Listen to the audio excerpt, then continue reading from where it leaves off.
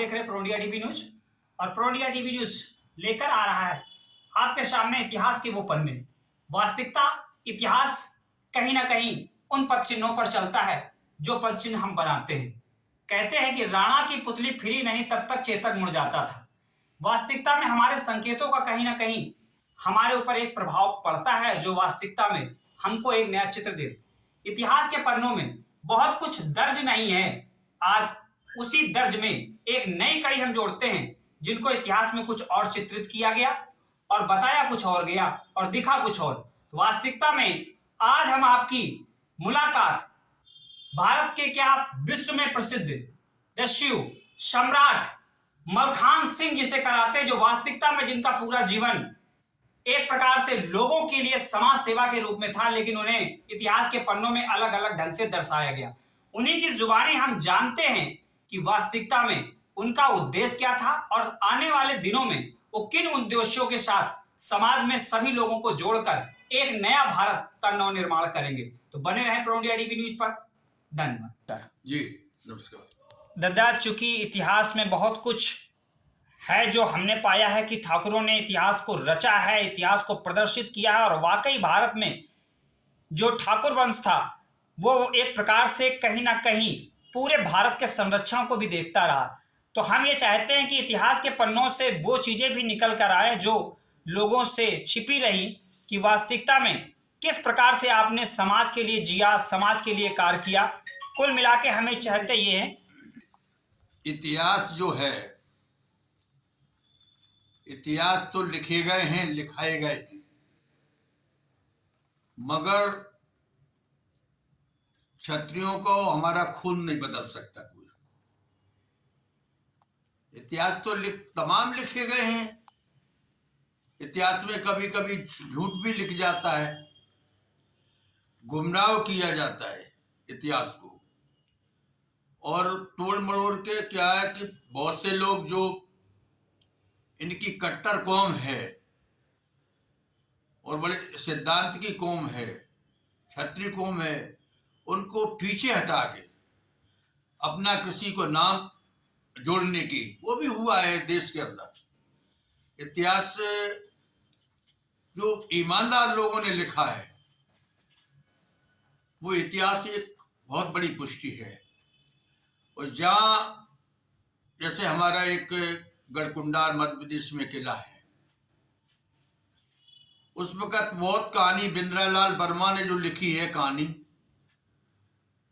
वो उसमें एक पॉइंट से गलत सही नहीं लिखा उसने, क्योंकि ऐसी जाति से उसने रिश्वत लेके पैसे लेके, और हम लोग हमारा जो इतिहास लिखा है वो कहीं से ढंग से, किताब तो छपी है, किताब है, अकेले मतलब वो उसमें ऐसे तत्व नहीं मिलते जिससे मतलब सही उसकी भाषा से ये लगता है कि इसने बेईमानी से इतिहास लिखा गया है।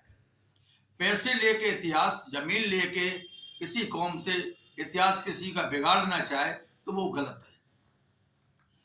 इतिहास तो आज की स्थिति आप देखिए, इतिहास को क्या हो रहा है।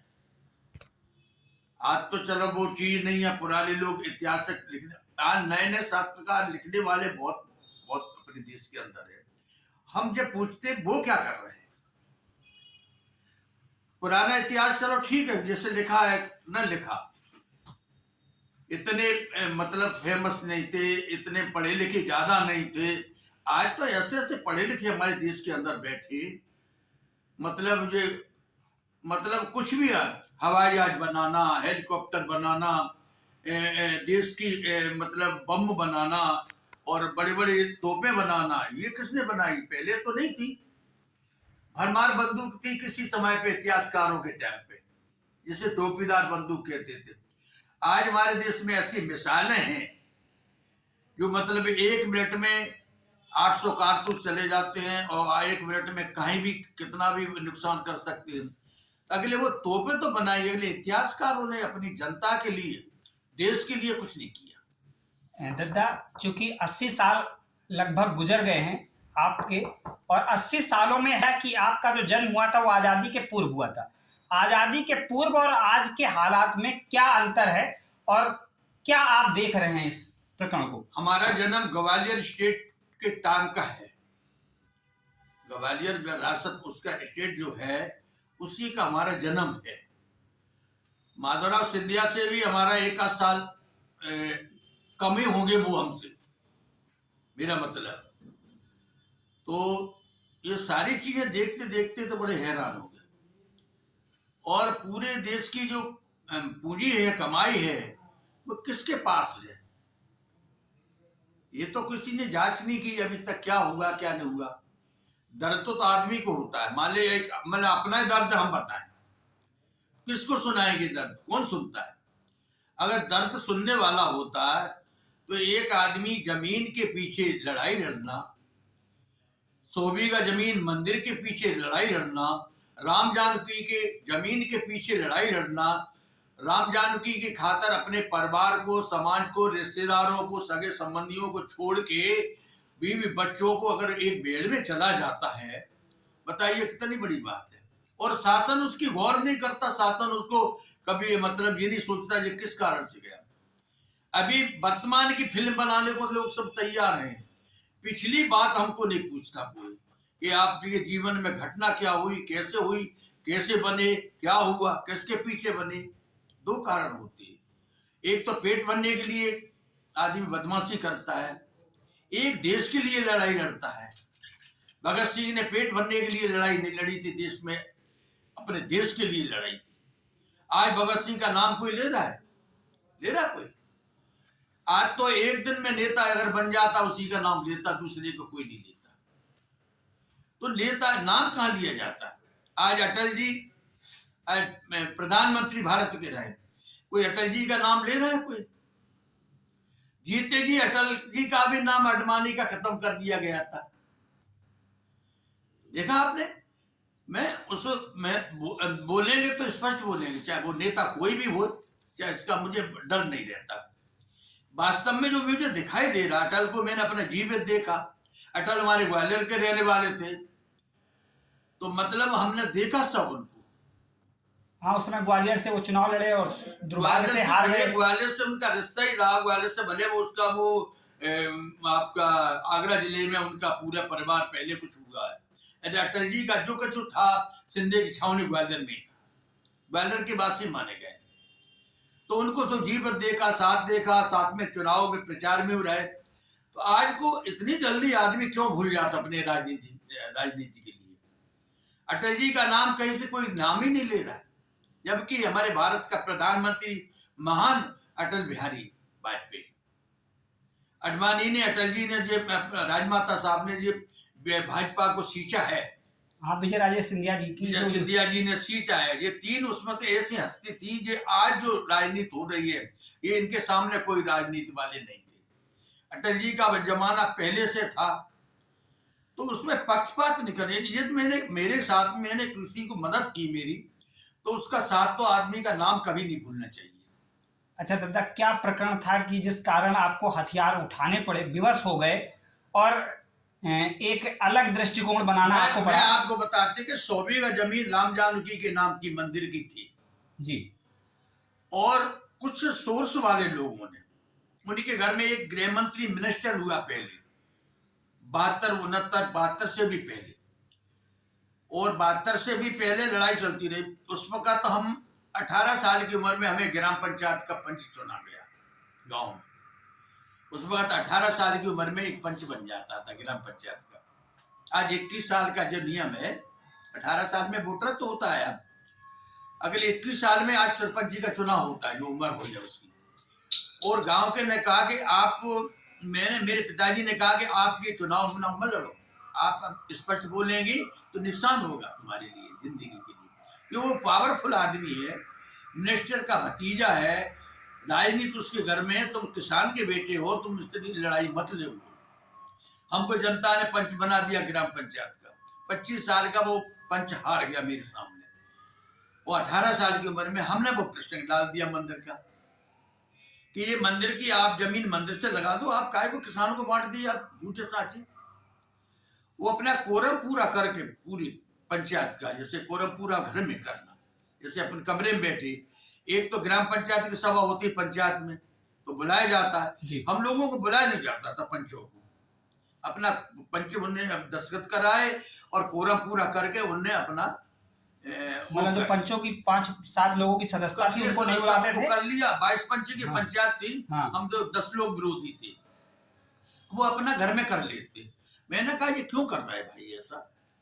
अब उनके पावर जो थे तो उन्होंने झूठे मुकदमे लगाना शुरू कर दिया, दबाने की कोशिश की। मतलब यहीं से आपके ऊपर दबाव यहाँ पड़ना से शुरू। शुरुआत दबाव हो गया मेरे ऊपर। मेरी को मतलब कोई गलती नहीं थी, मेरी लड़ाई नहीं थी, मेरा कोई अपराध नहीं था उस वक्त। मेरा एक ही अपराध था कि ग्राम पंचायत के पंच बने और मैंने एक आवाज मंदिर के पीछे आवाज उठाई।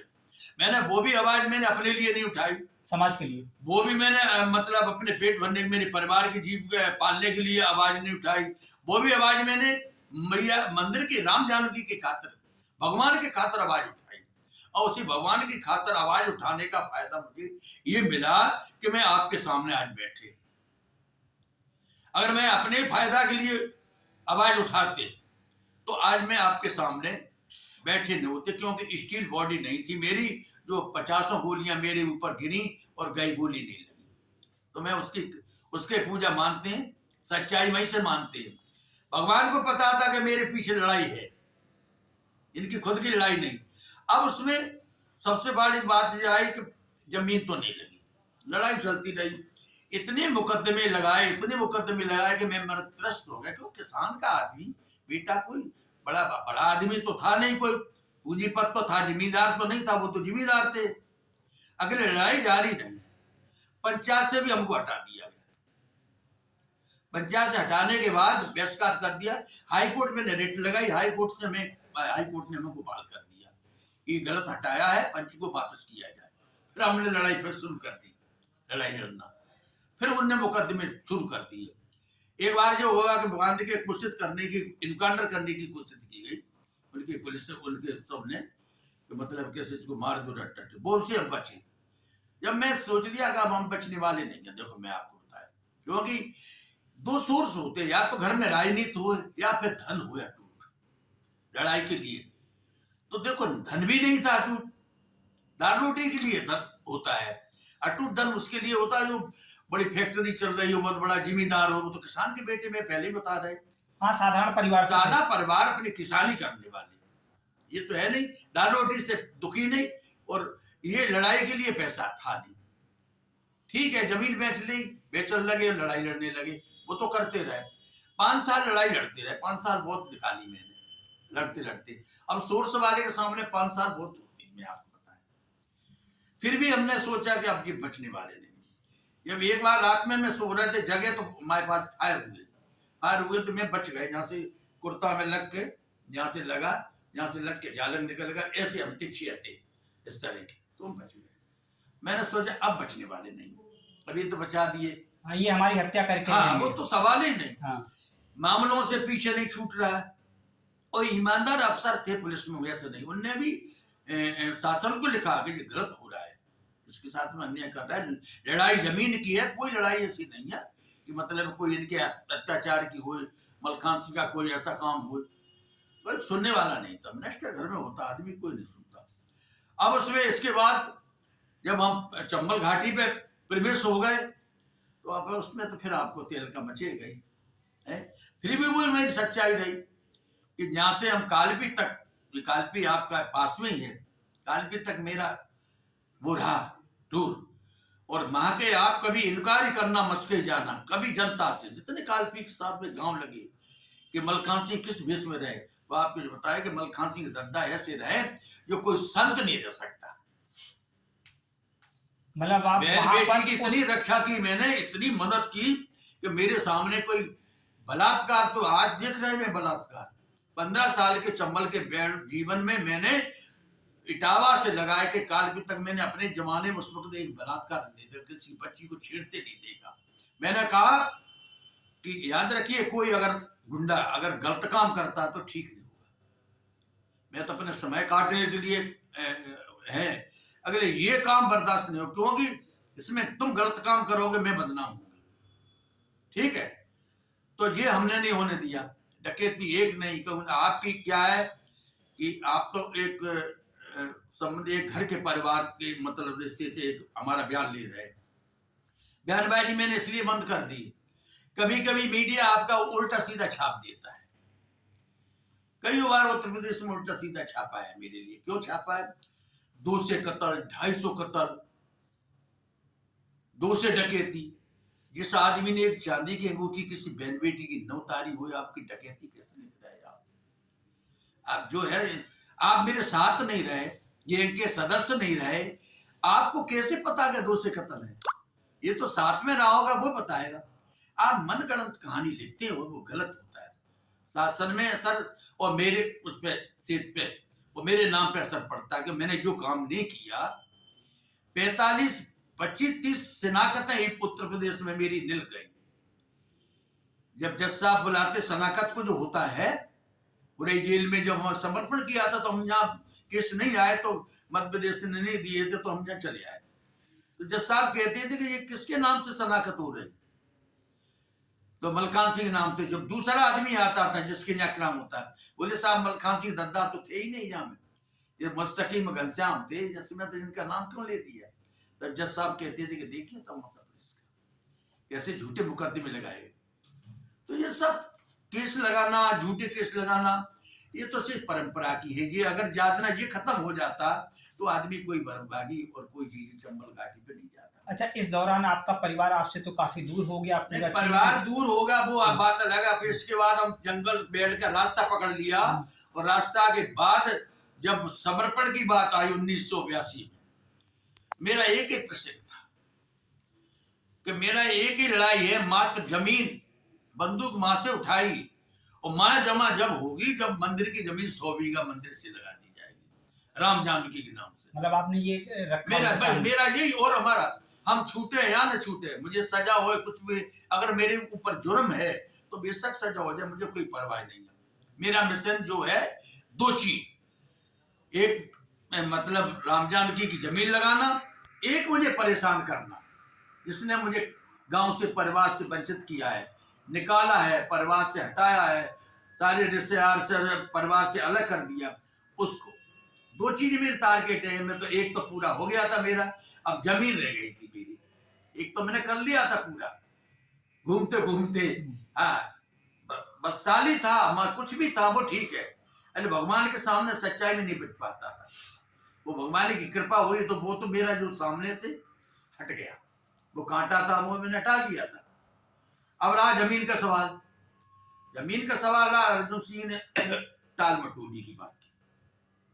राजीव गांधी ने उसमें कहा कि वो नवीचंद भिंड बूता जो सारे विधायक लोग सब, रमाशंकर सिंह वगैरह, ये समर्पण में सब 1 महीना चला जाए। तो अर्जुन सिंह से बातचीत होने के बाद हुआ, मतलब ये सन 1988 और 90 के बीच की बात है। इसके बाद राजीव गांधी ने कहा अर्जुन सिंह से, अपनी मां से पूछा कि 72 का रूल क्या है।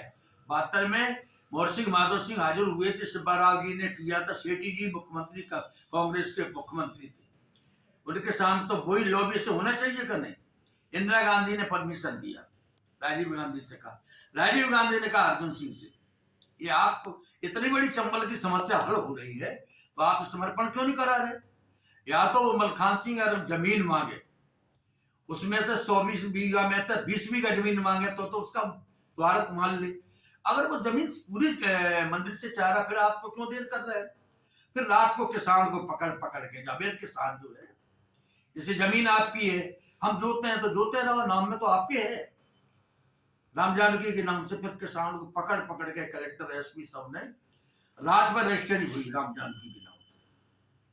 मैंने कहा किसी महात्मा के नाम से रजिस्ट्री नहीं होगी, मान ली महात्मा की नियत फिर हो जाए, हाँ फिर बदल जाए, वो तो बदलती है। मान ली आज एक महात्मा बैठे, नहीं, इनकी नियत नहीं है बदलने की, इनको जरूरत नहीं है जमीन की, ठीक है, तो नियत तो बदली है, तब तो जो जमीन गई थी।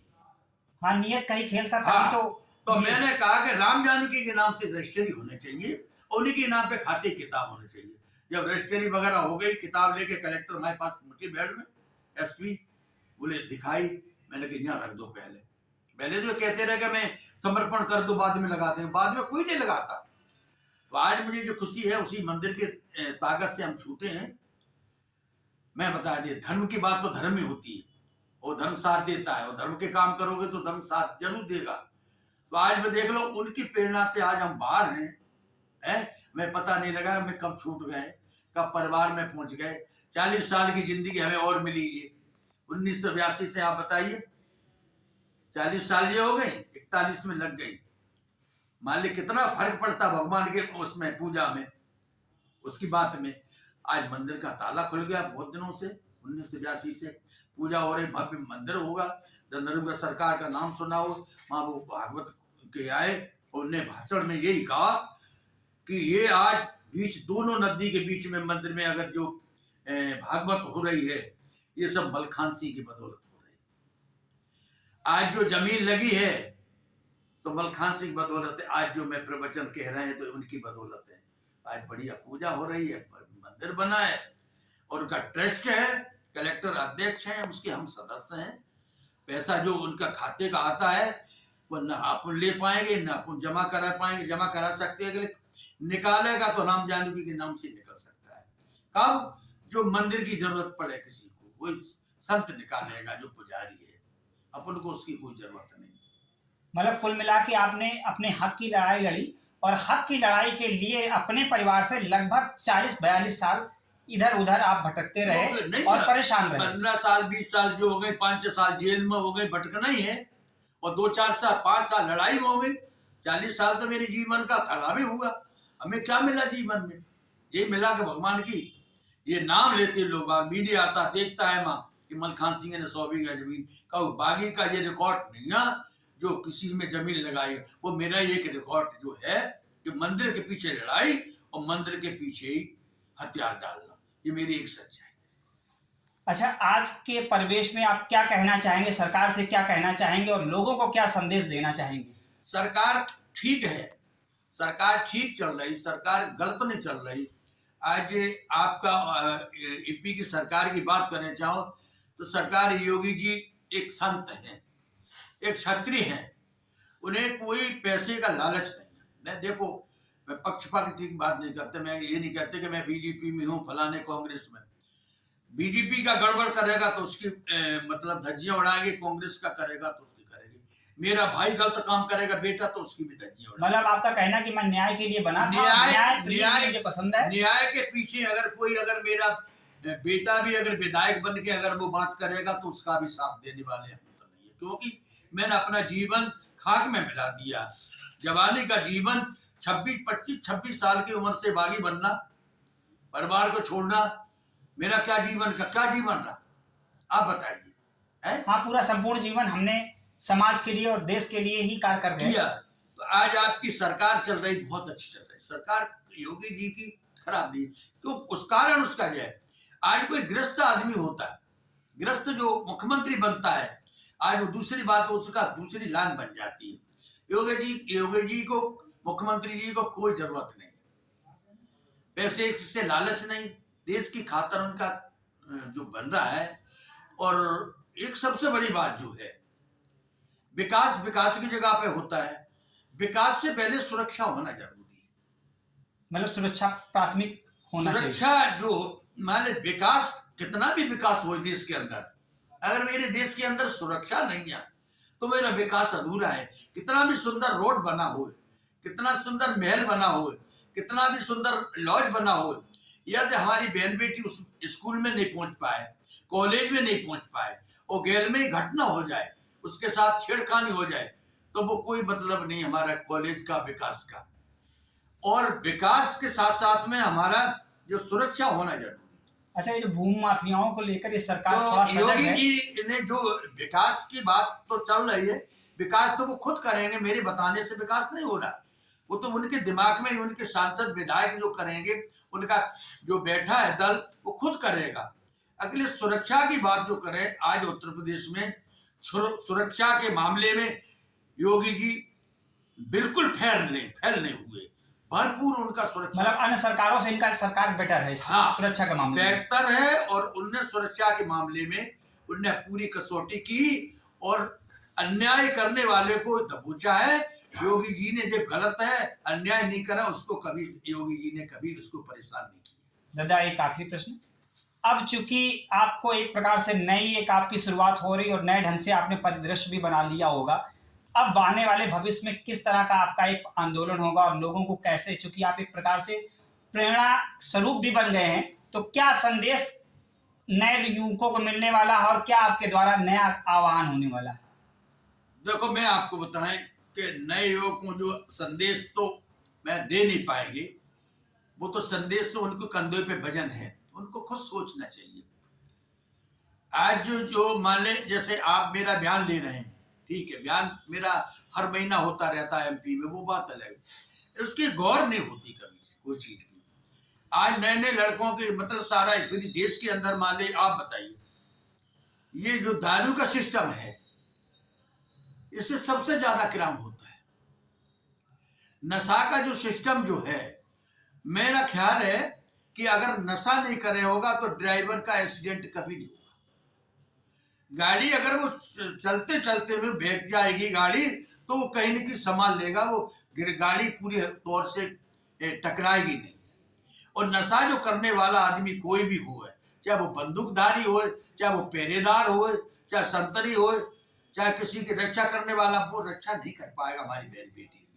मैं उनको एक संदेश ये देना चाहते हैं कि एक नशाखोरी से मुक्ति होना चाहिए।